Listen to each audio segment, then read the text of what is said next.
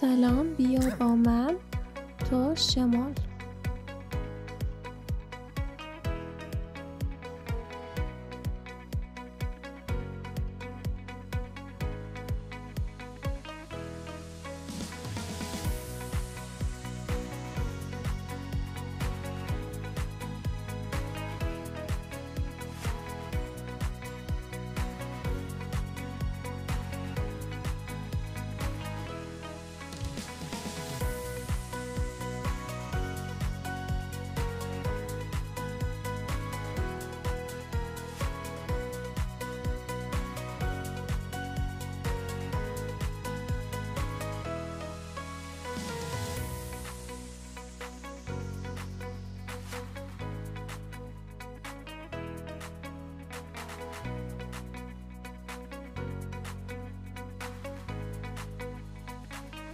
اینجا چرخ و فلک دارد و آب زیر چرخ و فلک جاری است.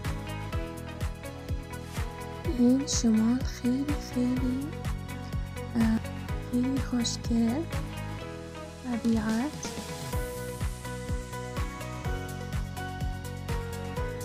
ما به دریای کوچک رفتیم، با قایق روی آب آن حرکت کردیم.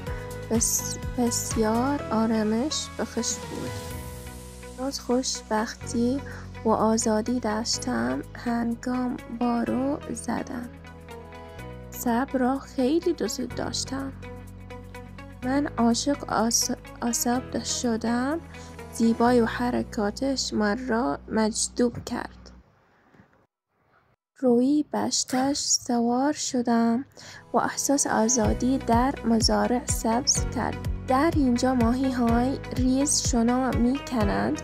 من کنار آنها نشستم و یکی از آنها مرا نیش زد که می ترسیدم، اما این تجربه بسیار هیجان انگیز و لذت بخش بود.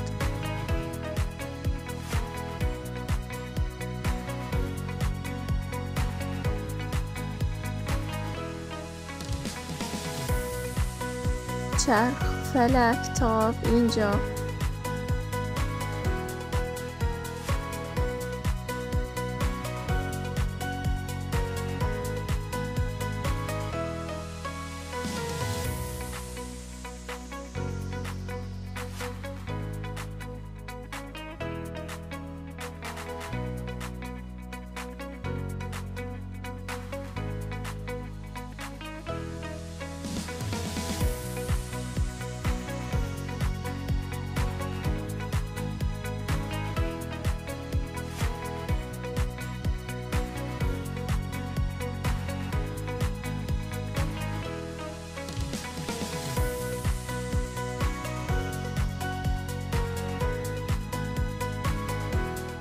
آنها از بالا کوه ها هستند. تاب در بالا کوه قرار دارد و آبشار از پایین آن جاری است.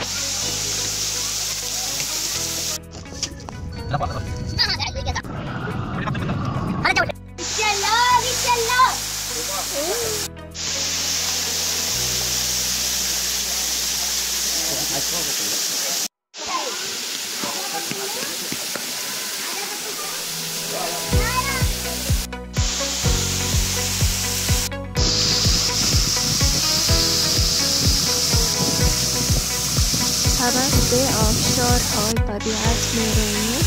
این یک کوچک است و این یکی بزرگ. من خیلی خوشم آمد. آیا شما هم لذت بردید؟ لطفاً نظرات خود را برای من بنویسید.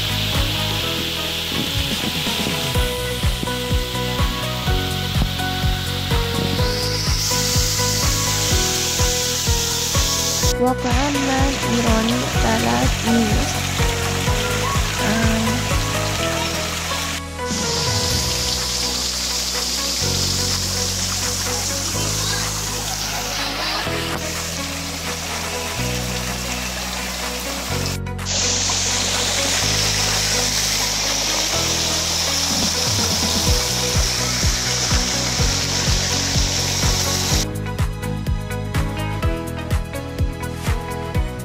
از شما متشکرم که با من همراهی دارم. دوباره شما را ببینم.